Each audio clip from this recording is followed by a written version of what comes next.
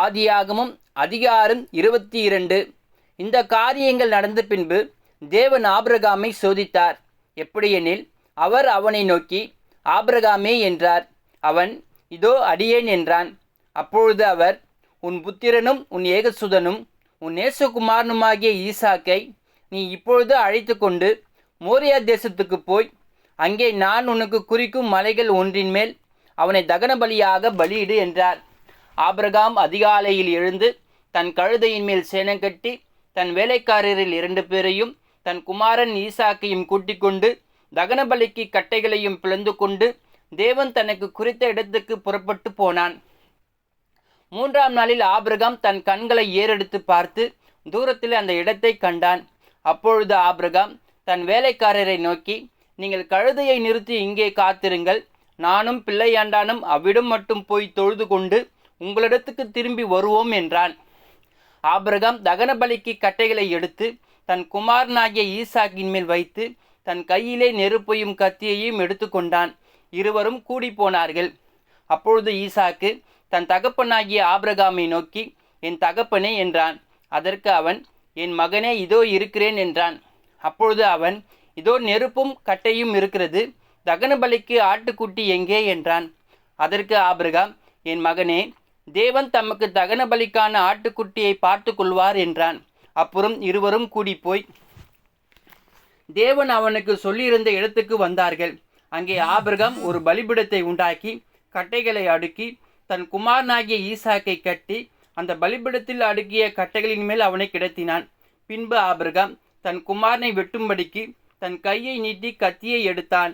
அப்பொழுது கர்த்தருடைய தூதனானவர் வானத்திலிருந்து, ஆபிரகாமே, ஆபிரகாமே என்று கூப்பிட்டார். அவன், இதோ அடியேன் என்றான். அப்பொழுது அவர், பிள்ளையாண்டான் மேல் உன் கையை போடாதே, அவனுக்கு ஒன்றும் செய்யாதே. நீ அவனை உன் புத்திரன் என்றும் உன் ஏகசுதன் என்றும் பாராமல் எனக்காக ஒப்பு கொடுத்தபடியினால் நீ தேவனுக்கு பயப்படுகிறவன் என்று இப்பொழுது அறிந்திருக்கிறேன் என்றார். ஆபிரகாம் தன் கண்களை ஏறெடுத்து பார்க்கும்போது, இதோ பின்னாக புதரிலே தன் கொம்புகள் சிக்கிக் கொண்டிருந்த ஒரு ஆட்டுக்கடாவை கண்டான். அப்பொழுது ஆபிரகாம் போய் கடாவை பிடித்து அதை தன் குமாரனுக்கு பதிலாக தகன பலியிட்டான். ஆபிரகாம் அந்த இடத்துக்கு யெகோவா ஈரே என்று பெயரிட்டான். அதனாலே கர்த்தருடைய பர்வதத்திலே பார்த்து கொள்ளப்படும் என்று இந்நாள் வரைக்கும் சொல்லப்பட்டு வருகிறது. கர்த்தருடைய தூதனானவர் 2ஆம் தரம் வானத்திலிருந்து ஆபிரகாமை கூப்பிட்டு, நீ உன் புத்திரன் என்றும் உன் ஏகசுதன் என்றும் பாராமல் அவனை ஒப்பு கொடுத்து இந்த காரியத்தை செய்தபடியால் நான் உன்னை ஆசீர்வதிக்கவே ஆசீர்வதித்து உன் சந்ததியை வானத்து நட்சத்திரங்களைப் போலவும் கடற்கரை மணலைப் போலவும் பெருகவே பெருக பண்ணுவேன் என்றும் உன் சந்ததியார் தங்கள் சத்துருக்களின் வாசல்களை சுதந்திரித்துக் கொள்வார்கள் என்றும் நீ என் சொல்லுக்கு கீழ்ப்படிந்தபடியினால் உன் சந்ததிக்குள் பூமியில் உள்ள சகல ஜாதிகளும் ஆசீர்வதிக்கப்படும் என்றும் என் பேரில் ஆணையிட்டேன் என்று கர்த்தர் சொல்லுகிறார் என்றார். ஆபிரகாம் தன் வேலைக்காரரிடத்துக்கு திரும்பி வந்தான். அவர்கள் எழுந்து புறப்பட்டு ஏகமாய் பெயர் சபாவுக்கு போனார்கள். ஆபிரகாம் பெயர் சபாவிலே குடியிருந்தான். இந்த காரியங்கள் நடந்த பின்பு ஒருவர் ஆபிரகாமிடத்தில் வந்து, மில்காலும் உன் சகோதரனாகிய நாகோருக்கு பிள்ளைகளை பெற்றாள். அவர்கள் யார் என்றால், முதற் பேரான ஊத்ஸ், அவன் தம்பியாகிய பூஸ், ஆராமுக்கு தகப்பனாகிய கேமுவேல், கேசேத், ஆசோ, பில்தாஸ், இத்லாப், பெத்துவேல் என்பவர்கள். பெத்துவேல் ரெபெக்காலை பெற்றான் என்று அறிவித்தான். அந்த 8 பேரை மில்கால் ஆபிரகாமுடைய சகோதரனாகிய நாகோருக்கு பெற்றாள். ரேயுமால் என்று பெயர் கொண்ட அவனுடைய மறுமனையாட்டியும் தேபா, காகா, தாகாஸ், மாகா என்பவர்களை பெற்றாள். ஆதியாகமம் அதிகாரம் 23. சாராள் 127 வருஷம் உயிரோடு இருந்தாள். இவ்வளவே சாராளுடைய வயது. கானான் தேசத்தில் உள்ள எபிரோன் என்னும் கீரியாத் அர்பாவிலே சாராள் மரித்தாள். அப்பொழுது ஆபிரகாம் வந்து சாராளுக்காக புலம்பி அழுதான். பின்பு ஆபிரகாம் பிரேதம் இறந்த இடத்திலிருந்து எழுந்து போய் ஏத்தின் புத்திரரோடு பேசி, நான் உங்களிடத்தில் அந்நியனும் பரதேசியுமாய் இருக்கிறேன். என்னிடத்தில் இருக்கிற இந்த பிரேதம் என் கண்முன் இராதபடிக்கு நான் அதை அடக்கம் பண்ணுவதற்கு உங்களிடத்தில் எனக்கு சொந்தமாக ஒரு கல்லறையை பூமியை தர வேண்டும் என்றான். அதற்கு ஏத்தின் புத்திரர் ஆபிரகாமுக்கு பிரதியுத்தரமாக, எங்கள் ஆண்டவனே, நாங்கள் சொல்லுகிறதை கேளும். எங்களுக்குள்ளே நீர் மகா பிரபு. எங்கள் கல்லறைகளில் முக்கியமானதிலே பிரேதத்தை அடக்கம் பண்ணும். நீர் பிரேதத்தை அடக்கம் பண்ண எங்களில் ஒருவனும் தன் கல்லறையை உமக்கு தடை செய்வதில்லை என்றார்கள். அப்பொழுது ஆபிரகாம் எழுந்திருந்து ஏத்தின் புத்திரராகிய அத்தேசத்தாருக்கு வந்தனம் செய்து அவர்களோடு பேசி, என்னிடத்தில் இருக்கிற பிரேதம் என் கண்முன் இராதபடிக்கு நான் அதை அடங்க பண்ண உங்களுக்கு சம்மதியானால் நீங்கள் என் வார்த்தையை கேட்டு சோகாருடைய குமாரனாகிய எப்ரோன் தன் நிலத்தின் கடைசியிலே இருக்கிற மக்பேலா என்னப்பட்ட குகையை எனக்கு சொந்தமான கல்லறையை பூமியாய் இருக்கும்படி தர வேண்டும் என்று அவரிடத்தில் எனக்காக வேண்டிக் கொள்ளுங்கள். அது பெருமான விலைக்கு அவர் அதை தருவாராக என்றான். எப்ரோன் ஏத்தின் புத்திரர் நடுவிலே உட்கார்ந்திருந்தான். அப்பொழுது ஏத்தினாகிய எப்ரோன் தன் ஊர் வாசலுக்குள் பிரவேசிக்கிற ஏத்தின் புத்திரர் அனைவரும் கேட்க ஆபிரகாமுக்கு பிரதியுத்தரமாக, அப்படியல்ல என் ஆண்டவனே, என் வார்த்தையை கேளும். அந்த நிலத்தை உமக்கு தருகிறேன், அதிலிருக்கும் குகையையும் உமக்கு தருகிறேன். என் ஜனபுத்திரருடைய கண்களுக்கு முன்பாக அதை உமக்கு தருகிறேன். உம்மிடத்தில் இருக்கிற பிரேதத்தை அடக்கம் பண்ணும் என்றான். அப்பொழுது ஆபிரகாம் அத்தேசத்தாருக்கு வந்தனம் செய்து தேசத்து ஜனங்கள் கேட்க எப்ரோனை நோக்கி, கொடுக்க உமக்கு மனதானால் என் வார்த்தையை கேளும். நிலத்தின் விலையை தருகிறேன், என் கையில் அதை வாங்கி கொள்ளும். அப்பொழுது என்னிடத்தில் இருக்கிற பிரேதத்தை அவ்விடத்தில் அடக்கம் பண்ணுவேன் என்றான். அதற்கு எப்ரோன் ஆபிரகாமுக்கு பிரதியுத்தரமாக, என் ஆண்டவனே, நான் சொல்லுகிறதை கேளும். அந்த நிலம் 400 சேக்கல் நிலை வெள்ளி பெறும். எனக்கும் உமக்கும் அது எவ்வளவு காரியம். நீர் உம்மிடத்தில் இருக்கிற பிரேதத்தை அடக்கம் பண்ணும் என்றான். அப்பொழுது ஆபிரகாம் எப்ரோனின் சொல்லை கேட்டு ஏத்தின் புத்திரருக்கு முன்பாக எப்ரோன் சொன்னபடியே வர்த்தகத்தில் செல்லுபடியான 400 சேக்கல் நிறை வெள்ளியை அவனுக்கு நிறுத்து கொடுத்தான். இந்த பிரகாரம் மம்ரேக்கு எதிரே மக்பேலாவிலுள்ள எப்ரோனுடைய நிலமாகிய அந்த பூமியும் அதிலுள்ள குகையும் நிலத்தின் எல்லை எங்கும் சூழ்ந்திருக்கிற மரங்கள் அடங்கலும் அவனுடைய ஊர் வாசலுக்குள் பிரவேசிக்கும் ஏத்தின் புத்திரர் எல்லாரும் அறிய ஆபிரகாமுக்கு சொந்தமாக உறுதிப்படுத்தப்பட்டது.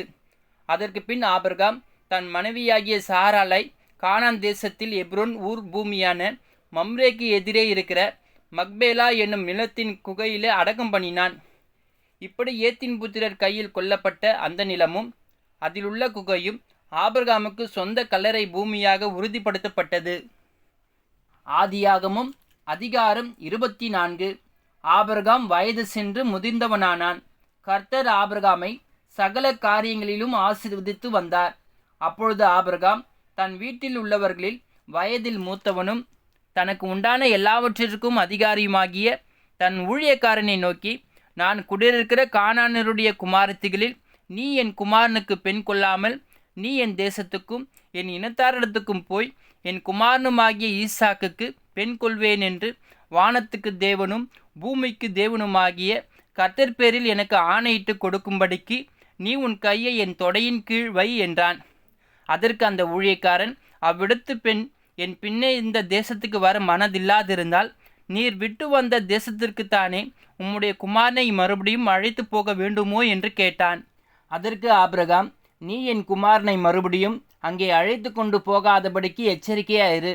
என்னை என் தகப்பனுடைய வீட்டிலும் என் இனத்தார் இருக்கிற தேசத்திலும் இருந்து அழைத்து வந்தவரும் உன் சந்ததிக்கு இந்த தேசத்தை தருவேன் என்று எனக்கு சொல்லி ஆணையிட்டவருமான வானத்துக்கு தேவனாகிய கர்த்தர் நீ அங்கே இருந்து என் குமாரனுக்கு ஒரு பெண்ணை கொண்டு வரும்படிக்கு தம்முடைய தூதனை உனக்கு முன்பாக அனுப்புவார். பெண் உன் பின்னே வர மனதில்லாதிருந்தாலேயாகில் அப்பொழுது நீ இந்த என் ஆணைக்கு நீங்களாயிருப்பாய். அங்கே மாத்திரம் என் குமாரனை மறுபடியும் அழைத்து கொண்டு போக வேண்டாம் என்றான். அப்பொழுது அந்த ஊழியக்காரர் தன் கையை தன் எஜமானாகிய ஆபிரகாமுடைய தொடையின் கீழ் வைத்து இந்த காரியத்தை குறித்து அவனுக்கு ஆணையிட்டு கொடுத்தான். பின்பு அந்த ஊழியக்காரன் தன் எஜமானுடைய ஒட்டகங்களில் 10 ஒட்டகங்களை தன்னுடனே கொண்டு போனான். தன் எஜமானுடைய சகலவித உச்சதமான பொருள்களும் அவன் கையில் இருந்தன.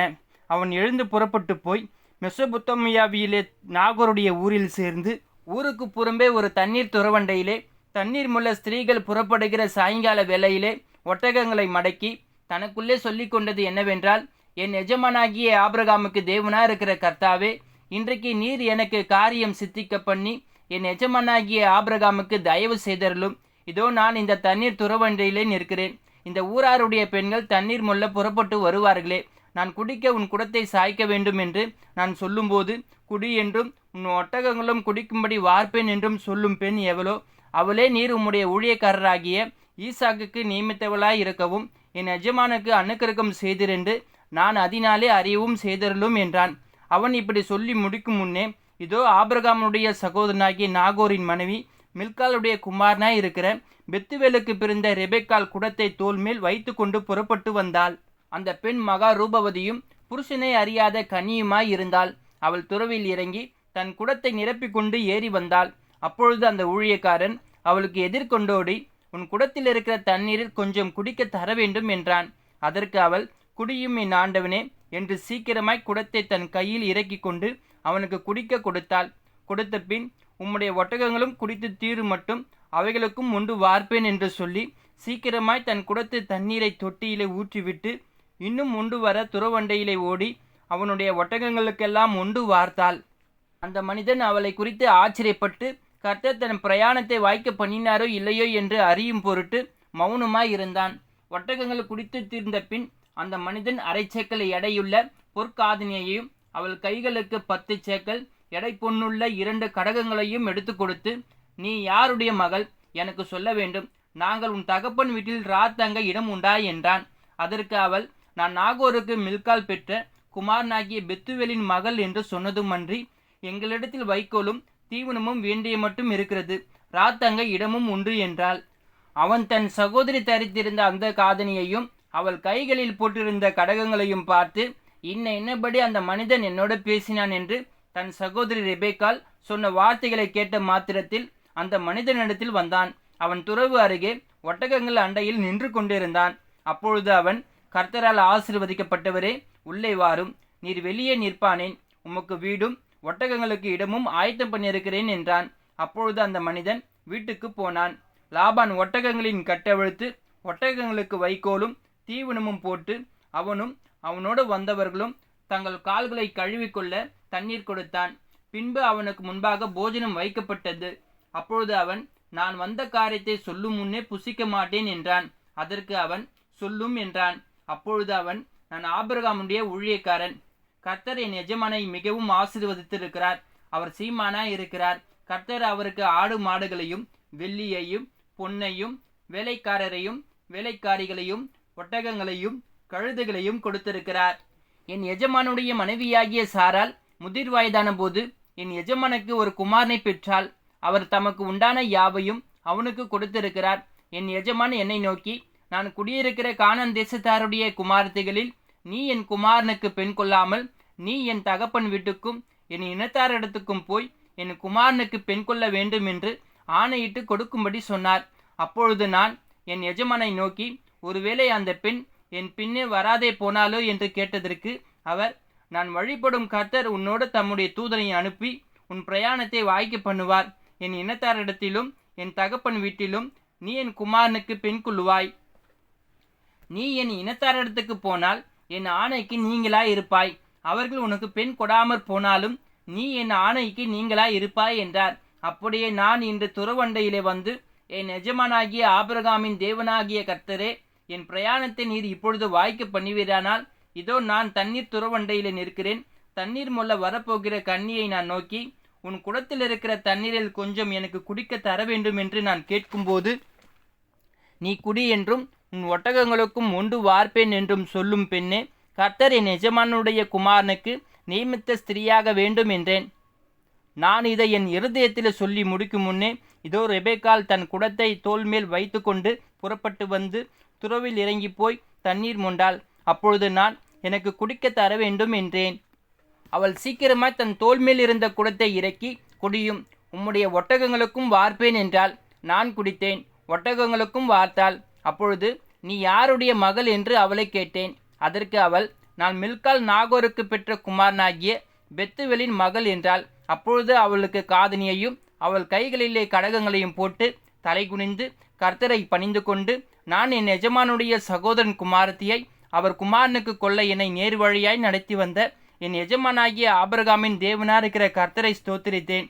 இப்பொழுது நீங்களும் என் எஜமானுக்கு தயையும் உண்மையும் உடையவர்களாய் நடக்க மனதுள்ளவர்களானால் எனக்கு சொல்லுங்கள், இல்லையென்றால் அதையும் எனக்கு சொல்லுங்கள். அப்பொழுது நான் வலது புறத்தையாகிலும் இடது புறத்தையாகிலும் நோக்கி போவேன் என்றான். அப்பொழுது லாபானும் பெத்துவேலும் பிரதியுத்தரமாக, இந்த காரியம் கர்த்தரால் வந்தது, உமக்கு நாங்கள் நலபலம் ஒன்றும் சொல்லக்கூடாது. இதோ ரெபெக்காள் உமக்கு முன்பாக இருக்கிறாள். கர்த்தர் சொன்னபடியே அவள் உமது எஜமானுடைய குமாரனுக்கு மனைவியாகும்படிக்கு அவளை அழைத்து கொண்டு போம் என்றார்கள். ஆபிரகாமின் ஊழியக்காரன் அவர்கள் வார்த்தைகளை கேட்டபோது தரைமட்டம் குனிந்து கர்த்தரை பணிந்து கொண்டான். பின்பு அந்த ஊழியக்காரன் வெள்ளியுடைமைகளையும் பொன்னுடைமைகளையும் வஸ்திரங்களையும் எடுத்து ரெபெக்காளுக்கு கொடுத்ததுமன்றி அவளுடைய சகோதரனுக்கும் தாய்க்கும் சில உச்சிதங்களையும் கொடுத்தான். பின்பு அவனும் அவனோடு இருந்த மனிதரும் புசித்து குடித்து தங்கினார்கள். காலையில் எழுந்திருந்து அவன், என் எஜமானிடத்துக்கு என்னை அனுப்பிவிடுங்கள் என்றான். அப்பொழுது அவள் சகோதரனும் அவள் தாயும், 10 நாளாகிலும் பெண் எங்களோடு இருக்கட்டும், பிற்பாடு போகலாம் என்றார்கள். அதற்கு அவன், கர்த்தர் என் பிரயாணத்தை வாய்க்க பண்ணியிருக்க நீங்கள் எனக்கு தடை செய்யாதிருங்கள், நான் என் எஜமானிடத்துக்கு போக என்னை அனுப்பிவிட வேண்டும் என்றான். அப்பொழுது அவர்கள் பெண்ணை அழைத்து அவள் வாய்ப்பிறப்பை கேட்போம் என்று சொல்லி ரெபெக்காளை அழைத்து, நீ இந்த மனிதனோடு கூட போகிறாயா என்று கேட்டார்கள். அவள் போகிறேன் என்றாள்.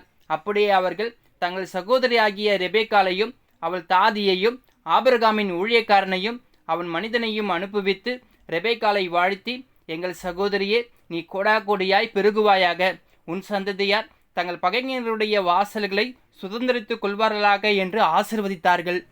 அப்பொழுது ரெபெக்காளும் அவள் வேலைக்காரிகளும் எழுந்து ஒட்டகங்கள் மேல் ஏறி அந்த மனிதனோடு கூட போனார்கள். ஊழியக்காரன் ரெபெக்காளை அழைத்து கொண்டு போனான். ஈசாக்கு தென் தேசத்தில் குடியிருந்தான். அப்பொழுது அவன் லகாய்ரோயி எண்ணப்பட்ட துறவின் வழியாய் புறப்பட்டு வந்தான். ஈசாக்கு சாயங்கால வேளையிலே தியானம் பண்ண வெளியிலே போயிருந்து தன் கண்களை ஏறெடுத்து பார்த்தபோது ஒட்டகங்கள் வர கண்டான்.